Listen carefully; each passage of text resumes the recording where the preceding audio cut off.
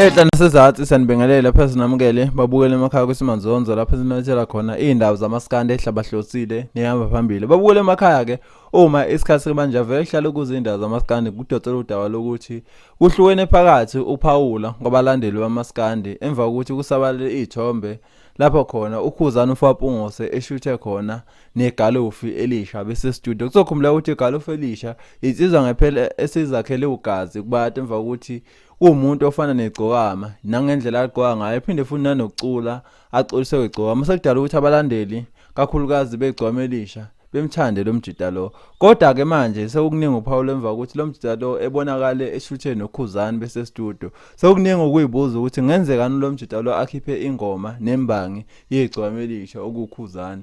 Kuzokhumula ukuthi futhi lo mjida lo ukwavela kwi-reality show yakhe igcwamelisha ebizwa ukuthi ushunu kaMaskandi lapho khona igcwamelisha ngempela lalimncoma lo mjida lo laphinde futhi lamnika nebusiso ukuthi aqhubele phambili. Lasho ngempela igcwamelisha lo mjida lo ufana nalo igcowama phinde futhi nangendlela ahlonipha ngayo nangendlela acula ngayo uculiso kwegcowama sethi uyamnika yena ibusiso ukuthi aqhubeke ashaye ingoma. Kodwa abantu ke sekukuningi uPaula emva bebuza ukuthi ngenzani lo mjida lo asupportaje noma adayise igcowama avuma ucula nembangi igcowama ukukhuzana uFapungose. Kuzokhumuleka ukuthi futhi lo mjida lo futhi uke wanqaba izitambo lapho khona uAli emcela ukuthi ucela bebambisana ingomeni eyodwa lapho khona kwakuzogadla khona igcowama. Uyaphutshuka ke le VN lo mjida lo wenqaba ngempela kuAli ukuthi avume angene kule ngoma ezogadla igcowama athi akafuni yena ukuzonela kubathandi bamaskande kakhulukazi begcwamelisha. Kungenzeka ukuthi igalofu elisha livume ungene engomeni nokhuba njengoba bebonala ngempela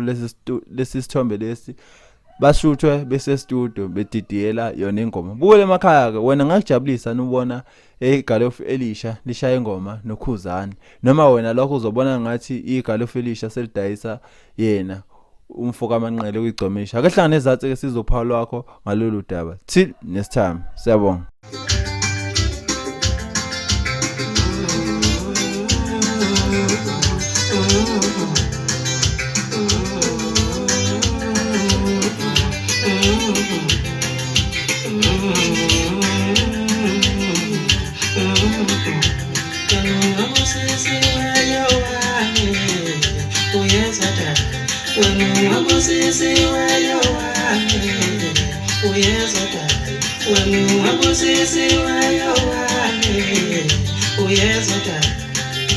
Ngibambele